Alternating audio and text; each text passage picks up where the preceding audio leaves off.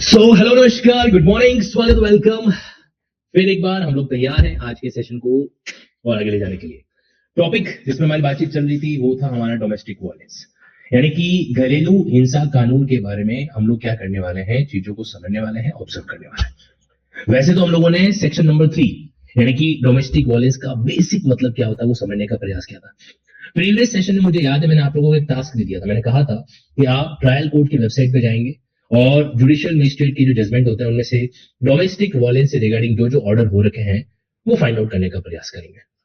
अब सारे स्टूडेंट तो ईमानदार होते नहीं है ना, खुद से ही बेईमानी कर देते हैं, टाइम मैनेज नहीं कर पाते या फिर आलस कर देते हैं या घर वालों को बेवकूफ बना देते हैं। घर वालों कहते हैं कि तुम चिंता मत करो मैं जज बनेगा, हालांकि मैं मेहनत नहीं करेगा लेकिन मैं जज बनेगा। बड़ा आसान होता है घर वालों को, भोले भाले लोगों को बेवकूफ बनाना, दुनिया को बेवकूफ बना के दिखाना आने वाले टाइम के अंदर, है ना। क्या जैसा भी है, तो उन कैंडिडेट्स ने क्या किया, एफर्ट भी किया, टाइम भी लगाया, तो आई अप्रिशिएट। आज मैं क्लैप कर रहा हूं उन कैंडिडेट्स के लिए जिन्होंने मेहनत करी। जिन्होंने ट्राई नहीं किया उन कैंडिडेट्स के लिए तो इतना ही कहना है कि आपका स्वर्ग लोक के अंदर एक बढ़िया सा मूर्ति बनाया जाएगा 100 साल बाद में, ठीक है। बुरा लग रहा है तो लगना चाहिए। जो कैंडिडेट्स अपने इस फील्ड के प्रति, अपने इस प्रोफेशन के प्रति अपना पैशन ही नहीं रख रहा है ना, वो सिर्फ ड्रामा कर रहा है। कोई जेन्युइन रीजन होगा, मैं मना नहीं कर रहा हूं, लेकिन आलस भी है, इसमें भी कोई डाउट नहीं है, ठीक है। चलो जी, सो नाउ मूविंग अहेड, आगे बढ़ते हैं अपन यहाँ पे। तो जरूर याद रखना, आप क्या करते हो जब मल्टीपल स्टोरीज को डील करते हो, पढ़ते हो कि हाँ भाई इस महिला के साथ ऐसा ऐसा हुआ था, तो ऑटोमेटिकली आपका दिमाग जो है ना वो एग्जाम्पल क्रिएट करता है। आपका जो माइंड है वो क्या करता है, एग्जाम्पल क्रिएट करता है। एंड डेफिनेटली फिर वो एग्जाम्पल जब आप पढ़ाई के साथ में, जब आप प्रोविजन के साथ में लिंक करते हो ना, तो ऑटोमेटिकली थ्योरी के साथ साथ प्रैक्टिकल सेगमेंट का जो सिनेरियो है वो भी हमारे माइंड में सेट हो जाता है। इसलिए जब कभी आप चाहे इस क्लास को लाइव देखो, रिकॉर्डेड देखो, मौका मिलते ही डिस्ट्रिक्ट कोर्ट की वेबसाइट नहीं छोड़नी। इसके बाद डिस्ट्रिक्ट कोर्ट की वेबसाइट ये आपके लिए बहुत बड़ा हथियार है जिसको आप क्या कर सकते हो, अच्छे से कवरेज कर सकते हो, डील कर सकते हो। चलिए तो अब चलते हैं आगे अपन, और डोमेस्टिक वायलेंस के सेगमेंट को और गहराई के साथ में डील करने का प्रयास करता है। तो ये हम लोगों ने डेफिनेशन का पोस्टमार्टम किया था। सेक्शन 3 के अंदर ये 4 क्लॉज होता है, ए बी सी और डी, है ना, जिसमें से सबसे इंपॉर्टेंट पार्ट जो होता है वो है आपका ए, जो कि बहुत वाइड है। अब इस ए क्लॉज के अंदर 4 तरीके के वर्ड इस्तेमाल हुआ है, physical abuse, sexual abuse, verbal emotional abuse और इकोनॉमिक एब्यूज, ठीक है। तो इनमें से मेरे ख्याल से हम लोगों ने 2 एब्यूज को पढ़ा था। एक तो फिजिकल एब्यूज का सेंस है जो क्या होता है ये हम ऑब्जर्व कर चुके हैं, और साथ ही साथ में दूसरा क्या था, सेक्सुअल एब्यूज का मतलब क्या होता है ये हम ऑब्जर्व है जो कर चुके हैं, ठीक है। आज तीसरा और चौथा पॉइंट हम डील करने वाले हैं, सी वर्बल एंड इमोशनल एब्यूज और साथ साथ में इकोनॉमिक एब्यूज। अच्छा एक बात बताओ तुम, ये आप लोगों ने सेकंड एब्यूज पढ़ा, सेक्सुअल एब्यूज, बट उस महिला को कहा जा रहा है कि यार तू बार बार लड़कियां पैदा कर रही है, लड़का चाहिए हमको लड़का, मतलब एक तरीके से जेंडर डिस्क्रिमिनेशन, सेक्सुअल डिस्क्रिमिनेशन बच्चों को लेकर। तो क्या ये भी सेक्सुअल एब्यूज है क्या उस महिला के साथ में? क्या ये उस महिला के साथ सेक्सुअल एब्यूज है? सोच के बताओ, यस और no. Try to find out the answer, yes या नो। अरे बस जो डांटना था मैंने शुरुआत में डांट दिया, मैं नहीं डांटूंगा, डोंट वरी। अब आंसर दीजिए, इस केस में क्या होगा? मतलब उस महिला को ये कहा जा रहा है कि हमको तो लड़का चाहिए, तो बार बार लड़कियां पैदा कर रही है। will it amount to the sexual abuse? The answer is no। ये क्या है, आपके सामने एक तरीके से सेक्सुअल अब्यूज नहीं होगा। आप समझिए यहाँ पे बच्चे के जेंडर का हमें क्या लेना देना भाई। यहाँ पर आप उस महिला से अगर कोई भी चीज कर रहे हो और महिला से आप कोई भी जो डिस्क्रिमिनेशन कर रहे हो वो अगर इस बेस पे हो तो यहाँ पे ये वाला जो पॉइंट है वो उसमें नहीं आएगा। देखो विमेन की डिग्निटी को आप डिग्रेड करते हो, वायलेट करते हो, ह्यूमिलिटेट करते हो, अब्यूज करते हो, तो वहां पर है। अब वो जो बच्चे की डिमांड के रिगार्डिंग जो बात हो रही है ना, वो पॉइंट आपके सामने आगे जाके वर्बल एंड इमोशनल अब्यूज की कैटेगरी के अंदर आ सकता है कि भाई हमको जो देखो नीचे लिखा हुआ भी है, अभी मैं पढ़ने वाला हूं आपके बीच में, वर्बल एंड इमोशनल अब्यूज। सी सासू मां दाने मार रही है, क्या दाने मार रही है, महिला वंश खाते बढ़ेगा, है ना, इस तरीके से अगर वो कर रही है तो यहाँ पर इस चीज आपके सामने उस वे में आ रही है कि उनको मेल चाइल्ड चाहिए। सी अब यहां पर we have this part, verbal and emotional abuse. क्या लिखा हुआ है, अगर कोई व्यक्ति यानी कि रेस्पोंडेंट उस एग्रीड पर्सन की इंसल्ट करे, उसको रेडिक्यूल करे और ह्यूमिलिटेट करे, name calling and insult the ridicule specially with regard to not having a child और अ मेल चाइल्ड, तो बच्चा नहीं होना या फिर मेल चाइल्ड नहीं होना, इसके लिए आप उसको क्या करते हो, इंसल्ट करते हो, रेडिक्यूल करते हो, परेशान करते हो, ह्यूमिलिटेट है जो करते हो, तो वो चीज आपके वर्बल एंड इमोशनल अब्यूज के तहत आ जाएगी।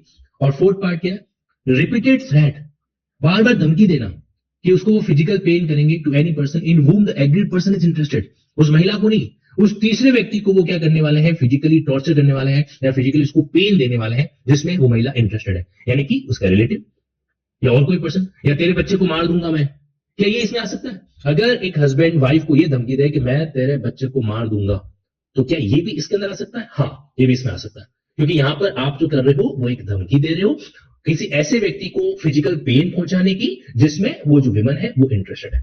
अच्छा, एक बात याद रखना, ये जो आपका थर्ड क्लॉज है ना, verbal and emotional abuse, basically ये आपको साथ में पढ़ना है, आपको वर्बल को और इमोशनल को अलग अलग नहीं करना है। यहां पे वर्बल एंड इमोशनल का मतलब ये है, आप वर्बली उसे कुछ ऐसा कहते हो जो उसको इमोशनली हर्ट करता है। Okay, saying something verbally in order to hurt her emotionally, तो ये चीज यहां पर आपके सामने क्या होता है इस वे के अंदर, वर्बल एंड इमोशनल अब्यूज जो कहलाता है मौखिक एवं भावनात्मक। देखो उसने वर्बल और नहीं लिखा है, it's not O R, it's A N D, यानी कि वर्बल और इमोशनल दोनों साथ में कनेक्टेड होते हैं। सर क्या एग्जाम में ऐसा सवाल आ सकता है कि हमसे पूछा जाए कि बताइए in which of the following case there is verbal and emotional abuse, in which of the following case there is sexual abuse, in which of the following case there is economic abuse? बिल्कुल आ सकता है। In fact अगर आप ध्यान से देख रहे हो तो ये एग्जाम्पल ही तो है, ये जो हमारे सामने चीजें आ रही है क्या है, एक तरीके से एग्जाम्पल है और डेफिनेटली ऐसा सवाल है जो आ सकता है। ओके, नाउ मूविंग अहेड, अब इकोनॉमिक अब्यूज की बात करते हैं। देखो नाम से पता चल रहा है, इकोनॉमिक का मतलब होता है फाइनेंशियली एक तरीके से क्या किया जा रहा है, उसको हम ट्रबल है जो कर रहे हैं। अब फाइनेंशियली इससे उसको पढ़ो उससे पहले मैं आपको बता देता हूं, जैसे मान लीजिए कि महिला काम करती है, पति आते ही उसकी सैलरी ले लेता है, फिर उसको दे नहीं रहा है वगैरह, या फिर वो अपने पिता के घर से जो कुछ भी स्त्री धन वगैरह लेके है जो आई थी उसको वो होल्ड करके रख लेते हैं। अब पिता के घर से वॉशिंग मशीन लाई लेकिन वो उसको यूज ही नहीं करने दे रहे, बोलेंगे नहीं हमारे घर में हाथ से कपड़े धोने पड़ेंगे वगैरह वगैरह।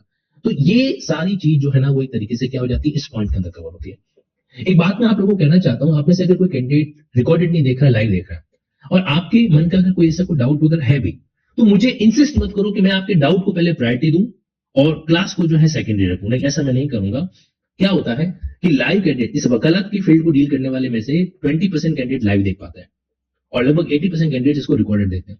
तो आपके उस लाइव क्लास के एक डाउट को इन बिटवीन लेने के चक्कर में क्या होता है कि फिर वो रिकॉर्डेड वाले कैंडिडेट्स का पूरा क्लास खराब हो जाता है ना, ऐसा नहीं करना। तो आप अपना डाउट मेंशन कर दीजिए, I will take care of it.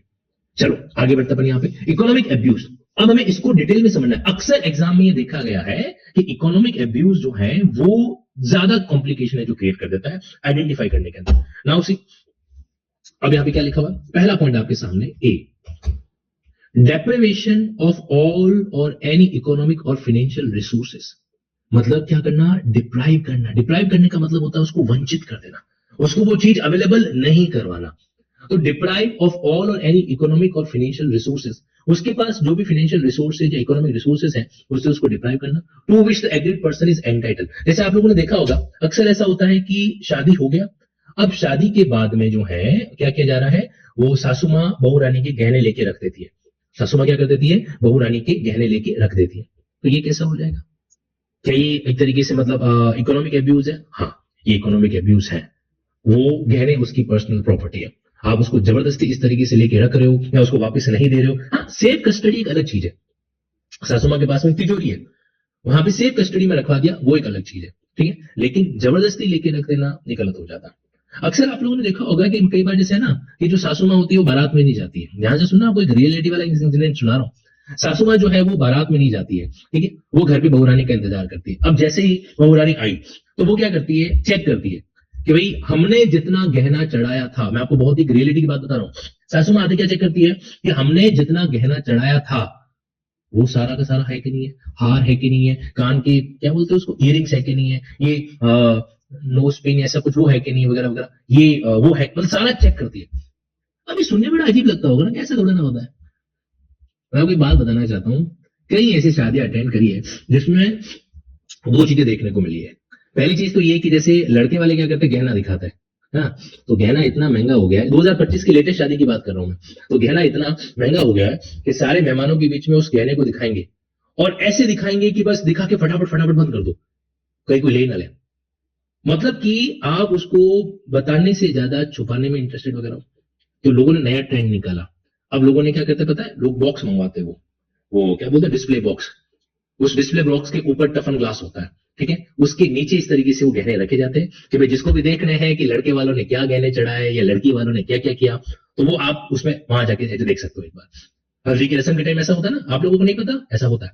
मतलब क्या किए जाते हैं, इसको हम लोग सामान्य सांस्कृतिक भाषा में बोलते हैं कि वर पक्ष की तरफ से पडला लेके जाना, है ना। तो वो बिफोर फेरा, मतलब फेरों से पहले एक तरीके की प्रथा है जो होती है। बॉडी गार्ड भी रखते हैं, है ना, क्योंकि मौका छोड़ते नहीं है रिलेटिव भी। कई बार जैसे एक हाथ में एक आधा अपन ने इयरिंग भी ले लिया, तो भी आराम से 2-3 लाख का जुगाड़ तो कर ही लिया, है ना।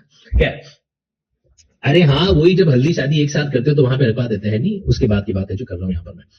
खैर, सर आपको तो पता ही नहीं है, शादी वाले दिन होता है। अच्छा ठीक है, हाँ नहीं पता मेरे को, ठीक। एग्जाम्पल तो ठीक दे रहा हूं ना, होता है कि नहीं होता है, वो तो मामला बराबर है ना। तो चलिए अब यहाँ पर आ जाते हैं अपन, वापिस पढ़ते हैं इस पॉइंट को। तो अगर सासू माँ इस तरीके से क्या करती है, दुल्हन के गहने हैं जो जबरदस्ती ले लेती है, तो वो क्या कहलाएगा, वो एक तरीके से इकोनॉमिक एब्यूज की कैटेगरी में जो आता है।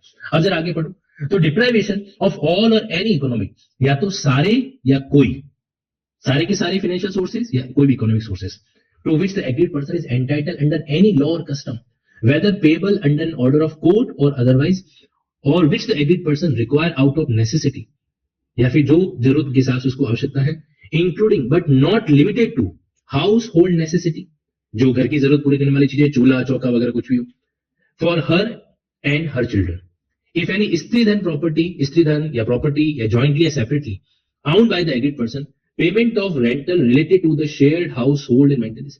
तो अगर मान लीजिए कोई भी प्रॉपर्टी है इस तरीके से जॉइंटली या सेपरेटली होल्ड कर रखा है ना, तो वो जो रेंट पेमेंट आता है वो भी इसके पार्ट है जो कहलाएगा, मतलब उसकी प्रॉपर्टी में। और अगर आप उससे उसको डिप्राइव कर देते हो, तो शेयर प्रॉपर्टी का रेंट अगर आप उसको नहीं दे रहे हो, तो वो भी क्या कहलाएगा, इकोनॉमिक एब्यूज है जो कहलाएगा। मतलब overall directly indirectly economic abuse property पैसे से कनेक्टेड है जो होता है। दूसरा, आपने क्या किया कि उसकी कुछ चीजें उसको डिस्पोज कर दिया, सेल आउट कर दिया। Disposal of house hold effect, any alienation of assets, चाहे वो मूवेबल हो चाहे इमूवेबल हो, उसके कुछ वैल्यूबल है, शेयर्स है, सिक्योरिटीज है, बॉन्ड है, एंड लाइक और other property in which the aggrieved person has an interest और entitled to use by virtue of domestic relationship. तो जो भी चीज जिसको वो अलाउ कर दिए कि भाई हाँ डोमेस्टिक रिलेशनशिप में है, इसलिए आप क्या कर सकते हो, उसका इस्तेमाल है जो कर सकते हैं। और which may be reasonably required by the aggrieved person, या उसके बच्चों को चाहिए, या उसका स्त्री धन हो गया, एनी अदर प्रॉपर्टी। तो पहला कौन सा पॉइंट है, पहला है कि आप उसकी प्रॉपर्टी से उसको डिप्राइव कर रहे हो, उसको मतलब यूज नहीं करने दे रहे हो। डिस्पोज तो नहीं किया आपने, लेकिन उसको यूज नहीं करने दे रहे हो। दूसरा, आपने डिस्पोज कर दिया, बेच दिया, उसका गहना बेच दिया, कुछ भी कर दिया वो चीज। और या फिर क्या करते हो, जैसे कुछ जरूरी घर की चीजें होती ना, तो आप उसका एक्सेस करने से उसको रोकते हो, किचन में नहीं जाएगी, किचन के लॉक लगा दिया, फ्रिज के लॉक लगा दिया, सो एंड सो। प्रोहिबिशन और restriction to continue access to resources और facility which the aggrieved person is entitled. देखो पता है, हम जो सोसाइटी में रहते हैं ना, वो सोसाइटी के अंदर बार बार अक्सर बहू की गलती पहले निकाली जाती है कि आजकल की लड़कियां ऐसी आ रही है, ये मॉडर्न लड़कियां सब मतलब परिवार को संभाल नहीं पाती, ये नहीं पाती। बट ये सिक्के का एक पहलू है। ये क्या है, सिक्के का एक पहलू है। कल जब आप अगर जज बनते हैं तो ध्यान रखना एक बात को, कभी भी वन साइडेड आप निर्णय नहीं दे सकते। और अगर आप दे रहे हो तो आप अपनी न्याय व्यवस्था, जुडिशियल सिस्टम के साथ में गलत है जो करो। कई बार लिटरली जो है ना, वो जो सासू माँ कह दीजिए या फिर जो हस्बैंड की बहन कह दीजिए, वो इस तरीके से रिएक्ट करते हैं कि उस लड़की को बिल्कुल एक तरीके से अनसेफ फील हो जाता है। अगर कोई भी पत्नी या कोई भी वाइफ या कोई भी बहू मतलब इसलिए खुद के चीजों को प्रोटेक्ट करने का प्रयास कर रही है, तो साइकोलॉजिकली ये समझना चाहिए कि वो खुद को अनसेफ फील कर रही है। उसको ऐसा लग रहा है कि आज अगर जो चीजें उसकी है, उसको भी अगर वो इस्तेमाल नहीं करने दिया जा रहा है, तो कल अगर ये चीजें छीन ली जाती हैं, ले ली जाती हैं, तो क्या दूसरों की चीजें उसको इस्तेमाल करने देंगे? उसके मन में ये अनसेफ फीलिंग है जो यहां पर आता है ना। तो इसीलिए जरूरी नहीं है कि मतलब कि बहू का नेचर, आप ये भी सोचो कि उसकी ऐसी साइकोलॉजी बनी क्यों। जानबूझ के तो कोई भी लड़की अपना ससुराल खराब नहीं करना चाहती, लेकिन आप सोचो, आप अगर बीइंग बॉय किसी अनजान घर में जाते हो, आप ऑलरेडी थोड़ी डरे हुए हो, है ना। अब वहां पे कोई भी थर्ड पर्सन आपके सामने ऐसा बिहेव करता है, मैं तो कहता हूं अनजान छोड़ो, आप किसी रिलेटिव के घर पे चले जाओ, अपने मामा वगैरह के घर पे चले जाओ, आपको डर लगता है कि यार कुछ छोटी बात पे कुछ मामी ने कह दिया तो, वो कर दिया तो, आपके मन में डर क्रिएट होता है ना, मामा के लड़के ने कुछ कह दिया तो। अब वो डर अपने आप में रियलिटी में कन्वर्ट हो जाता है जब वाकई में ऐसा कोई इंसिडेंट हो जाए। अब वो मामी कहती है, सपोज करो, अब इमेजिन करना मेरे साथ साथ में, आप अपने मामा के घर पे गए और मामा की जो वाइफ है, यानी कि जिसको रिश्ते में मामी कहते हैं, वो कहती है कि देख ये चीजें तूने तेरे घर पे तो नहीं देखी होगी, बट फिर भी इनका ध्यान रखना। अब पता है वो एक लाइन इतनी हर्ट कर जाती है, तो जब आपको वो लाइन हर्ट कर जाती है तो उस लड़की पे क्या बीत रही होगी। मामा का तो चलो फिर भी आप रिलेशन बचपन से देखते हैं, शादी तो बिल्कुल अनजान घर के अंदर है जो होती ना। तो अक्सर ऐसा होता है कि शादियों को टूटने में सिर्फ पति पत्नी जिम्मेदार नहीं होता है, विवाह जब टूटता है तो कई बार जो है ना वो सास ससुर वगैरह या फिर जो ननद वगैरह उनका भी बहुत बड़ा रोल होता है, और एक और व्यक्ति का रोल होता है, और वो होता है उस लड़की की बहन का भी। क्योंकि लड़की के भाई से तो लड़की इतनी बात करती नहीं है, लेकिन लड़की की बहन है, मतलब बहनों का प्यार इतना अमर है। एक कवि ने एक डायलॉग बोला था, सुनना चाहोगे? उस कवि ने कहा था कि पता नहीं क्यों अक्सर पति के जाने के बाद बच्चों का ननियाल फिर से जिंदा हो जाता है। बहुत गहरी लाइन बोली थी, है ना? इसका मतलब पता है क्या होता है? हस्बैंड चला गया ना, अब जो है बच्चे को सिर्फ वही रिश्ते याद होंगे जो ननियाल की तरफ वाले हैं। मतलब एक तरीके से उसको ससुराल रिश्ते याद है नहीं, मतलब पति की साइड में ददियाल के रिश्ते वो याद है नहीं रहते, क्योंकि उसकी मदर बार बार उसको वही चीज है जो बताती रहती है, तेरे मामा जी ऐसे के हैं, तेरे मौसी ने ऐसे किया वगैरह वगैरह, लॉट ऑफ थिंग्स, है ना? मतलब ओवरऑल अगर देखा जाए, डाइवोर्स एक ऐसा सब्जेक्ट है जिस पर कोई प्रेजेंट का पर्सन पीएचडी नहीं कर रहा है। आपको सरप्राइज होगा कि सर मतलब ये ऐसे टॉपिक पे कौन पीएचडी करता है, but I really want to see any person जो अपने एलएलएम के अंदर जाके इस टॉपिक पर डिबेट करे, व्हाई डाइवोर्स इन इंडिया, है ना? ऐसे कोई अगर रिसर्च अगर करे ना तो एक बहुत ही शानदार टॉपिक है, और ये ऐसा टॉपिक है जो आपको सीधा ही क्या कर सकता है, प्रोटेक्शन ऑफिसर हो गया या ऐसे केस के अंदर इंटरव्यू बेसिस पर सिलेक्शन भी है जो दे सकता है। Anyway, now moving ahead. तो अब यहां पर वापस हम कनेक्ट कर देते हैं। तो ये तीन तरीके के मतलब जो है हमने दो वे के ऑब्जेक्टिव अब्यूज पढ़े, और तीन तरीके के इकोनॉमिक अब्यूज हमारे सामने आ रहे हैं। मतलब आप उसको क्या कर रहे हो, कोई भी चीज यूज करने से रोक रहे हो। एक्सेस जो है वो आप एक तरीके से क्या करते हो, उसको प्रोहिबिट है जो कर देते हो। To enjoy by which of domestic relationship वगैरह, जैसा मैंने आपको बताया, घर में वॉशिंग मशीन है, फिर भी कहा जा रहा है कि नहीं नहीं नहीं, तुम वॉशिंग मशीन को हाथ नहीं लगाओगे, तुम जो है कपड़े जो है वो क्या करो, मैनुअल धो। अब उसको मैनुअल धोने में परेशानी नहीं है, लेकिन बाकी सारा परिवार वॉशिंग मशीन में धोता है, और सिर्फ उसको उसके कपड़े कहा जाता है कि तुम अपने हाथ से धो, तो बुरा लगता है ना? ये चीज यहां पर। Now so we have three things. तो अब ध्यान रखना, इकोनॉमिक अब्यूज का मतलब क्या होता है? डेप्राइवेशन, डिस्पोजल एंड प्रोहिबिशन। डेप्राइव करने का मतलब क्या हो जाएगा एक तरीके से, यानी कि आप एक वे में उसको क्या करते हो, वंचित है जो करते हो, तो वंचित करना। साथ ही साथ में मान लीजिए कि आप गृहस्थी की चीजों को क्या करते हो, डिस्पोजल है जो करते हो, और या फिर आप उसके ऊपर किसी तरह का प्रतिबंध या निर्बंधन है जो लगाते हो। तो these three element are called आर्थिक दुरुपयोग, यानी कि economic abuse of that agreed person. Now explanation क्या कहती है? For the purpose of determining whether any act, omission, commission और कंडक्ट वो डोमेस्टिक वायलेंस है या नहीं है, तो आपको क्या करना चाहिए? ओवरऑल फैक्ट एंड सर्कमस्टेंस को ऑब्जर्व करना चाहिए। ओवरऑल फैक्ट एंड सर्कमस्टेंस को क्या करना चाहिए? ऑब्जर्व है जो करना चाहिए। कभी भी आधी अधूरी स्टोरी नहीं हो सकती। बहू रानी अपने ससुराल से क्या लेके आई थी? रेफ्रिजरेटर लेके आई थी। जब तक उसका रेफ्रिजरेटर चल रहा था, उसने क्लियरली अपने हस्बैंड को कह दिया, सुनो जी, ये तुम्हारे घर वाले मेरा रेफ्रिजरेटर यूज नहीं करेंगे, ठीक है? वो कहता है ठीक है, कोई दिक्कत नहीं। घर वालों को पता चला कि नहीं, जो बहुरानी आई है, बहुरानी ने फरमान जारी किया है कि कोई उसके रेफ्रिजरेटर को, मॉडर्न रेफ्रिजरेटर को यूज नहीं करेगा। ठीक बात नहीं। अब क्या हुआ कि उस बहुरानी का रेफ्रिजरेटर खराब हो गया, तो रिपेयरिंग भेजना पड़ा, तो वहां पे 10-15 दिन लग जाएगा। अब उन 10-15 दिनों के अंदर बाकी के घर वालों ने बोला कि भाई आप हमारा वाला पुराना फ्रिज भी यूज नहीं करोगे।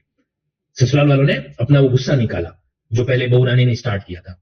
तो ससुराल ने बोल दिया कि भाई आपका मॉडर्न वो फ्रिज है वो रिपेयर में गया हुआ है, आप ही हमारा ओल्ड वाला फ्रिज भी यूज नहीं करोगे। अब बहुरानी लेकिन ठोक दिया डोमेस्टिक वायलेंस, मेरा तो इकोनॉमिक अब्यूज हो रहा है, मुझे जो है नेसेसिटी की चीजों का एक्सेस रोकने से मना किया जा रहा है।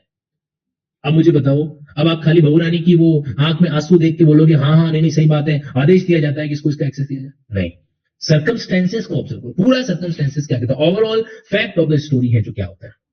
ओके, चलो मूविंग अहेड। तो ये पॉइंट यहां पे क्या होता है, बड़ा रिलेवेंट एक तरीके से हो जाता है। तो अच्छा देखो, एक चीज ध्यान रखना, आप लोगों को ना एक सबसे इंपॉर्टेंट चीज समझनी पड़ेगी, the difference between two words, cruelty and domestic violence. आप समझना, आप डोमेस्टिक वायलेंस के हर केस को क्रूअल्टी नहीं कह सकते। क्रूअल्टी जो है वो डोमेस्टिक वायलेंस का पार्ट हो सकती है, लेकिन each and every domestic violence is not cruelty. अब जैसे एग्जांपल के लिए, उसको फ्रिज यूज नहीं करने दिया गया, मतलब पानी नहीं रोका जा रहा है, उसको बोला जाता है तुम फ्रिज यूज नहीं करोगे, तो क्या ये क्रूअल्टी है क्या?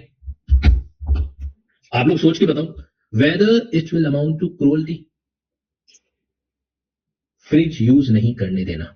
देखो, अगर आप सेक्शन 85-86 भारतीय न्याय संहिता उनको अगर पढ़ते हैं ना, तो वहां पर बहुत ही क्लियर कट वे में लिखा हुआ है कि क्रूअल्टी दो तरीके की होती है।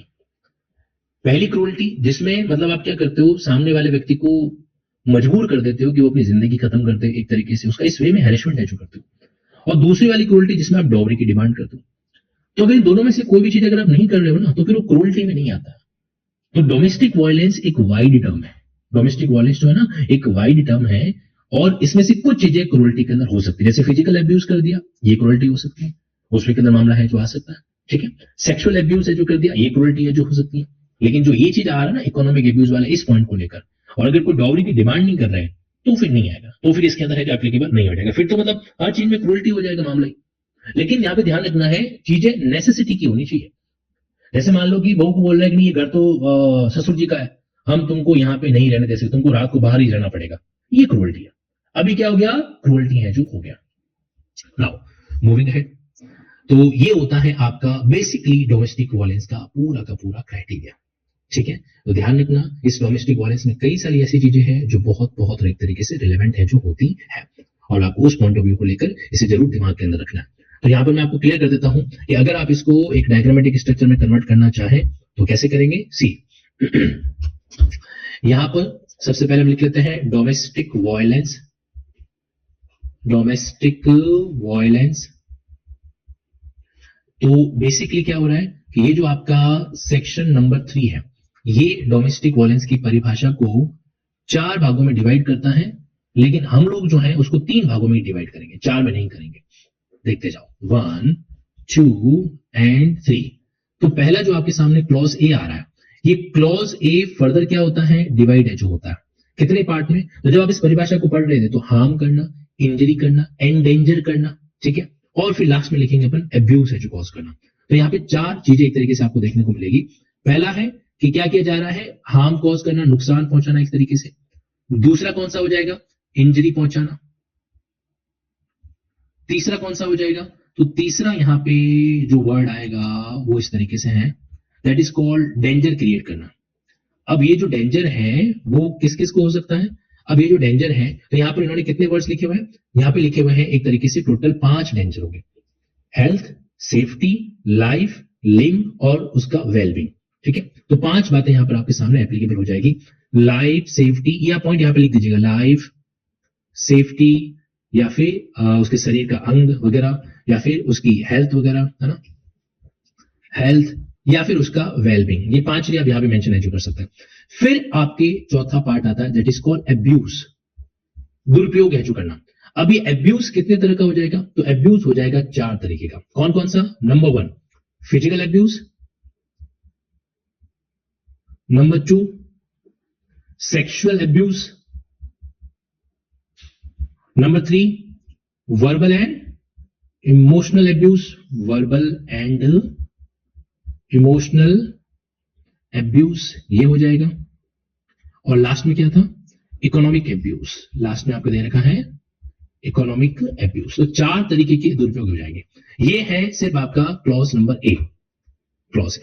फिर दूसरे में क्या लिखा हुआ है, दूसरे में लिखा हुआ है कि उसको हैरेस वगैरह किया जा रहा है डॉवरी के लिए, तो हमें एक कीवर्ड यूज करेंगे that is called dowry harassment. क्या वर्ड यूज करेंगे, डॉवरी हैरेसमेंट, डॉवरी के लिए उसको हैरेस है जो करना। अच्छा, फिर सी पॉइंट क्या आता है, सी पॉइंट कहता है कि आप या तो बी पॉइंट की और या फिर जो ये आपका ए पॉइंट है ना, इसकी आप क्या करते हो, धमकी देते हो, थ्रेट है जो कॉज करते हो कि भाई तेरे खिलाफ ऐसा कर दिया जाएगा, तो वो कौन सा है आपका, वो है सी पॉइंट। फिर डी पॉइंट में क्या लिखा हुआ है, डी पॉइंट में कोई नई बात नहीं है, ये कह रहे और ऐसी कोई भी चीज जो उसके लिए क्या हो, प्रीजुडिस हो, किसके लिए, उस महिला के लिए, फिजिकली या मेंटली, ठीक है। तो यहां पे क्या आ जाएगा, अदर प्रीजुडिस एक्ट। प्रीजुडिस का मतलब होता है प्रतिकूल, अदर प्रीजुडिस एक्ट, आप इसको ब्रैकेट में रेजिडुअल वर्ड भी कह सकते हैं, ठीक है। तो ये है बेसिकली डोमेस्टिक वायलेंस की फुल फ्लैज परिभाषा। तो ए क्लॉज के साथ में ये पॉइंट क्या होता है, कनेक्ट होता है। फिर ए और बी की धमकी देना वो सी के अंदर आ जाता है, और अदर एक्ट आपके इसके अंदर आ जाएंगे। फिर इन चारों वर्ड्स को समझा रखा है, तो ये चारों वर्ड सीधी सी बात है अपने आप में एक अलग अलग पॉइंट है जो रखते हैं। यहाँ पे इनके एग्जाम्पल को आप दिमाग में सेट है जो करके रख सकते हैं। तो this is all about the domestic violence, ये उसका मीनिंग है। ओके, क्या मैं ये कह सकता हूं कि डोमेस्टिक वायलेंस मोटा मोटी हमको समझ में आ चुका है, यस और नो? तो बस ये बात हमें क्या करनी, ध्यान में है जो रखनी है। चलिए आगे बढ़ते हैं। यहाँ पर अपन, अगर पति आत्महत्या करता है तो इसका जिम्मेदार कौन होगा, पति या पत्नी? डिपेंड करता है आत्महत्या क्यों करी है। कई सारे रीजन है जो हो सकते हैं। ओवरऑल मैंने आपको प्रीवियस सेशन में भी बताया था, आज भी बता देता हूं कि everything is about the circumstances.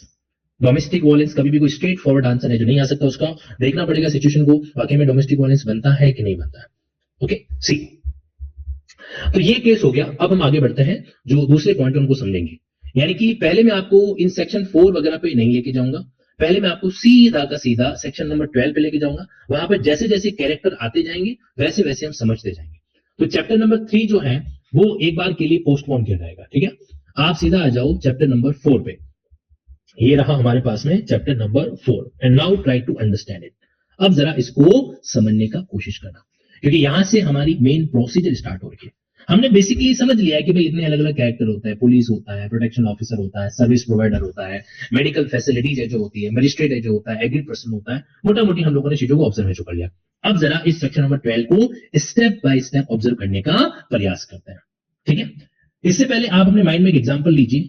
Suppose करो कि आपके पड़ोस में एक महिला रहती है और आपको हर रोज शाम के समय में 9-10 बजे जब उसका पति उसके घर पे आता है तो आपको उस महिला के रोने चिल्लाने की आवाज आती है। ऐसा लगता है कि शायद उसके साथ मारपीट है जो की जा रही है। एक दिन वो महिला जैसे तैसे करके दोपहर में 2 या 3 बजे आपके पास आती है। आप वकील साहिबा हो या वकील हो ये उसको पता है। वो आपके पास आती है और अपना पूरा दुखड़ा सुनाती है। अब इमेजिन करो कि उस लड़की के लिए, उस लेडी के लिए आप एक होप हो, आप एक उम्मीद हो, तो आप उसकी मदद कैसे कर सकते हैं? इस चीज को ध्यान में रखते हुए कि मतलब कि आपकी भी उसके परिवार वालों से लड़ाई ना हो और उस लड़की को भी प्रोटेक्शन मिल जाए। अगर वाकई में इस चीज को ऑब्जर्व करना है ना तो फिर इस सेक्शन को और गहराई से पढ़ना। ओके चलिए सी, एप्लीकेशन टू मजिस्ट्रेट। क्या लिखा हुआ यहां पर आपके सामने देखो जी, attention very carefully. Section number 12 के अंदर 5 सबसेक्शन है। जब भी किसी नए सेक्शन को पढ़ते हो सबसे पहले हमें यह करना चाहिए कि उसके अंदर कितने सबसेक्शन इसको ऑब्जर्व कर लो। अब देखो, एन एग्रीड पर्सन, कोई भी एग्रीड पर्सन, और या फिर कोई प्रोटेक्शन ऑफिसर, या फिर कोई भी other person on behalf of the aggrieved person. ध्यान रखना अदर पर्सन भी आ रहा है, तो क्या उस लड़की के बिहाफ पर आप भी एप्लीकेशन दे सकते हो क्या मजिस्ट्रेट को? तो 3 बातें आ रही, एग्रीड पर्सन, प्रोटेक्शन ऑफिसर और अदर पर्सन, ठीक है। On behalf of the aggrieved person में present an application to the magistrate seeking one और मोर रिलीफ।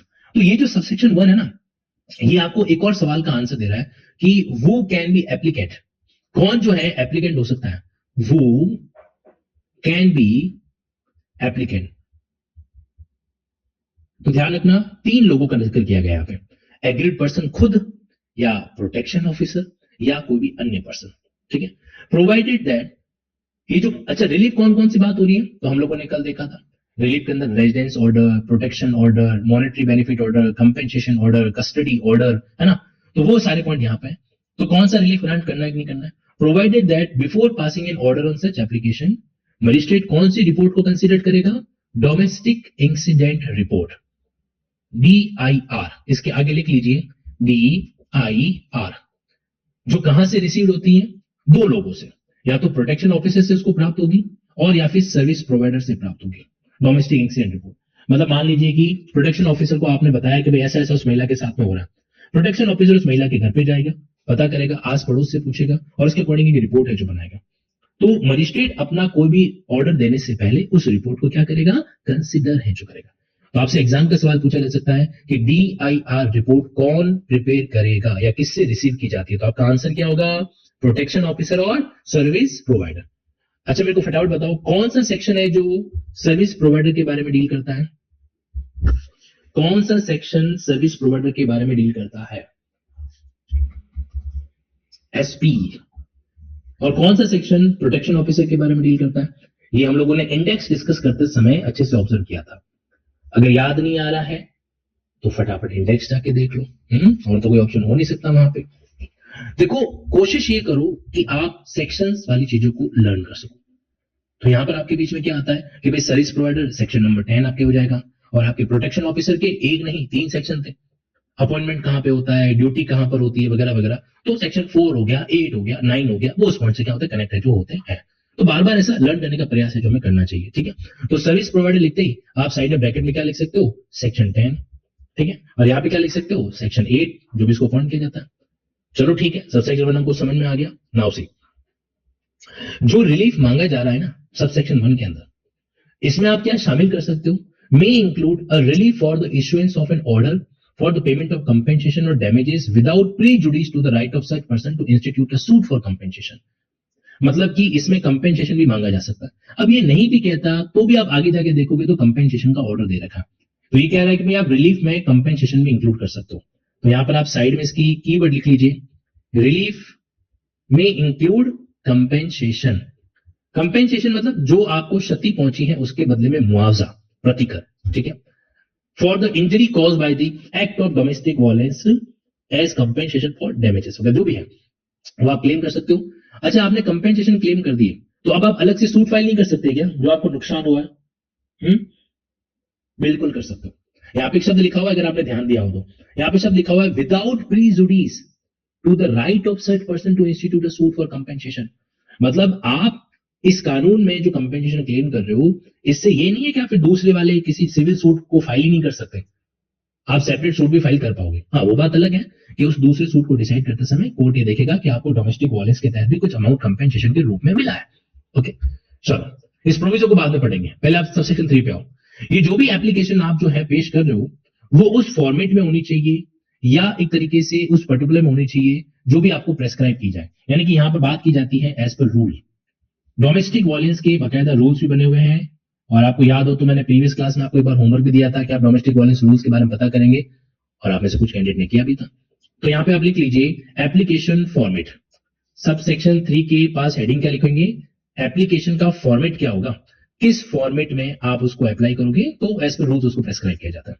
अच्छा, मजिस्ट्रेट क्या करेगा, first date of hearing which shall not ordinarily beyond 3 days from the date of receipt of the application of court, application by the court। यानी कि जब भी उसने वो एप्लीकेशन प्राप्त की है तो उसके within 3 days first hearing एज होगी। तो सबसेक्शन 4 के आगे लिखिए फर्स्ट हियरिंग। तो पहली हियरिंग डोमेस्टिक वायलेंस केस में कब होनी चाहिए, विद इन 3 डेज। लेकिन यहां पे विद इन 3 डेज का मतलब with in 3 working days. Okay, ये जनरली क्या किया जाता है, अप्लाई है जो किया जाता है। तो 3 डेज के अंदर पहली हियरिंग होनी चाहिए। एग्जाम का सवाल, डोमेस्टिक वायलेंस केस में पहली हियरिंग कब होनी चाहिए, विद इन 3 डेज है जो होनी चाहिए। ओके, मजिस्ट्रेट प्रयास ये करेगा कि पूरे केस का डिस्पोजल कितने दिनों में हो जाए, 60 डेज में हो जाए। 60 डेज कब से, फर्स्ट हियरिंग से। अब आप सबसेक्शन 5 के आगे लिख लीजिए डिस्पोजल पीरियड। डिस्पोजल पीरियड यानी कि डोमेस्टिक वायलेंस का पूरा केस कितने टाइम में डिस्पोज होना चाहिए, 60 डेज। कहां से, डेट ऑफ फर्स्ट हियरिंग से। और ऊपर वाले 3 डेज कहां से थे, from the date of receipt of application से। उल्टा मत कर देना, पता चला लिखा कि डिस्पोजल कब से होना चाहिए, तो 60 days from the date of receipt of application, उल्टा हो जाएगा ये। पहले एप्लीकेशन रिसिप्ट होने के 3 दिन में फर्स्ट हियरिंग, और जिस किसी तारीख को फर्स्ट हियरिंग होती है उसके 60 डेज में डिस्पोजल का प्रयास किया जाएगा। ओके, अब आप जरा इस प्रोविजो को पढ़ो जो हमने बीच में छोड़ दिया था। Where a decree for any amount as compensation or damages has been passed by court in favor of the aggrieved person, अगर कोई भी डिक्री अमाउंट वगैरह जो है वो एग्रीड पर्सन के फेवर में ऑलरेडी आ रखा है, तो ये जो अमाउंट है ना, कोई भी इफ एनी पेड और पेबल जो भी होता है सर्कमस्टेंसेस के अंदर, इन परसुएंस ऑफ द ऑर्डर वगैरह जो है, तो वो क्या कर दिया जाएगा, सेट ऑफ कर दिया जाएगा। ये मैंने आपको पहले भी बताया।